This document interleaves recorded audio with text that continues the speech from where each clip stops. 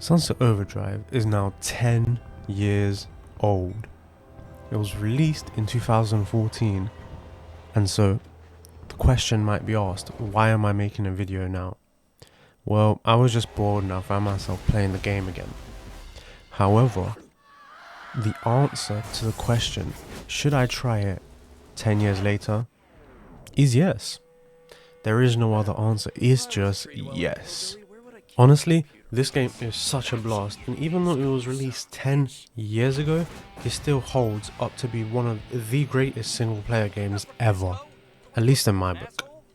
The vibrant colours, the environmental storytelling, and the over-exaggerated city structure makes for a perfect open world setting where there is nothing to ever be bored of. You can just go from one area to the other, jumping from here to there, a little bit of wall running, grinding, bouncing on top of cars. Hey, you can even surf on the water with your own 2 feet. Now, I know what you're all thinking. This guy is seriously glazing Sunset Overdrive. And yes, I am. Maybe a little bit too much. However, this game does have one glaring problem. And that is, it's just too repetitive. The only 2 open world instances are, hey, rescue this guy and then rescue this van with a bunch of drinks in it. That's it. However, the developers have done a really good job of making the replayability value of this game skyrocket. And no, you thought the glazing was over, but realistically I've only just started. The soundtrack of this game is just awesome. It's one of the best in gaming in my opinion. Obviously I can't really put anything on here. I've just started YouTube. I don't even know how all that, copyright stuff works, so I'm not going to risk it just yet. However, if you do decide to play the game, or if you've already played the game, then you know exactly what I'm talking about. And just to illustrate that point, this is one of the cutscenes from later on in the game. However, in my opinion, it's one of the best ones.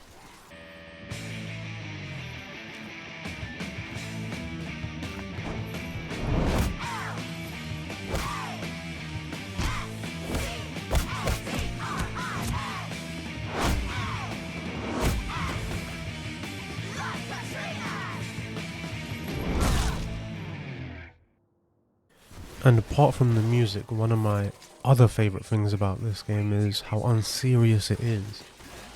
It just makes light of the whole game in a beautiful way. For example, it breaks the fourth wall multiple times, and in doing so creates really funny scenes, like this one. How'd you think you were gonna do that when I got this here gun? Yeah, I got guns too. Damn! But how do I know you can use them? I'm an American? I can use a cocky son of a bitch like you. Now, on to the more exciting part of the game. Well, not to diminish any other part of the game, but the gameplay, the gunplay, the parkour, the grinding around and all this and that. It's just superb. It really is. Like, there are so many different ways to play the game that when I said it gets repetitive, it really doesn't that much, because throughout the entire game, what is it, like 10 hours, you can play it however you want, and that's where the magic comes from. For example, you have to defend your base.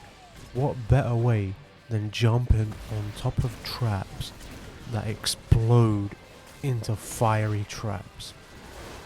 I'm using the words traps too much, but you jump on a trap and the trap goes off and kills everything in the trap's vicinity. Isn't that cool? It's so cool. I'm having trouble saying some words properly. But if it's not cool enough, how about random lightning just appearing on a sunny day killing your enemies? Isn't that cool? Alright, if that's not cool, then what about killing a ginormous monster with a machine that shoots out fiery bowling balls? And for me personally, as far as the gameplay went, all I really did was bounce on cars, creating explosions, and using the murdering. That was pretty much it. I enjoyed doing that. Pair that with the parkour that's in this game, and it was a blast for the 10 hours that I was playing the game. A clarification is that it was 10 hours for the main story. If you want to complete the whole game, maybe get a platinum achievement, then you have to do a lot more, around 36 hours if I believe. However, it is not boring. There are loads of challenges and side missions that always keep you on your toes and make it more fun, like the one on the screen where we essentially have to do a bunch of these minor tasks in order to get the highest score possible and get the gold medal and unlock even more rewards, which is, you know, in the form of both money and more cosmetic items. Moving slightly on from the gameplay, there was the character customization. Now this was one of, in my opinion, the favorite parts of the game, because you could create anything you wanted essentially. There was such a great customization system, especially for 2014. It was just great. There was so much variety. We had everybody's favorite uncle, Eugene. We had the quirky and colourful boxer, Brady. The super deadly, murdering Mary.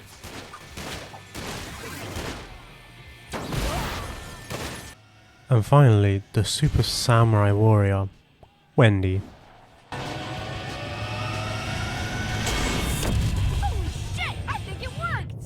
Now, without spoiling too much, I do want to say the game also does a very, very good job of creating its own characters and making the world feel alive through them.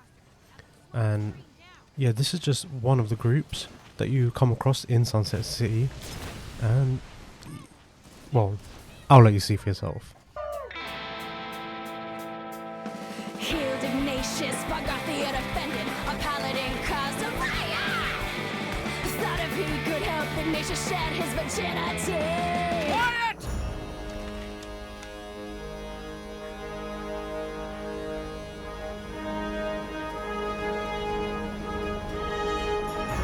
Hear me, Bargathians.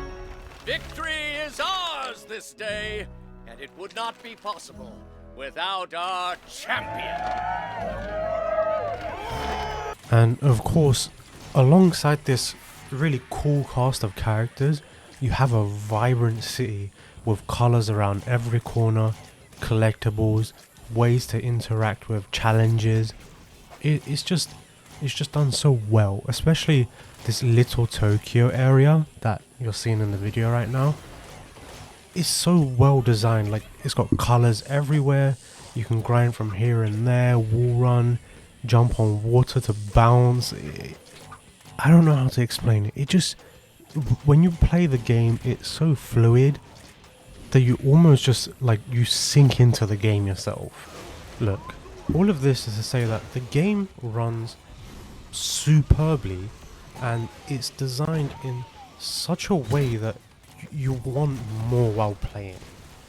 After I'm done recording this video and editing and whatnot, I'll probably go back to play it even more, just because I'm not fully done with the story yet. But you should try it also.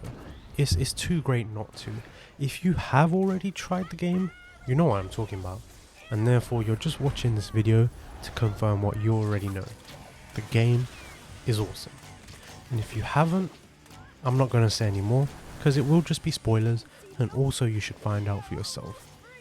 The game it's got some like nitty gritties here and there that I can pick out from, but all in all, I would say it's a good like 9.7 out of 10. You should definitely play Sunset Overdrive.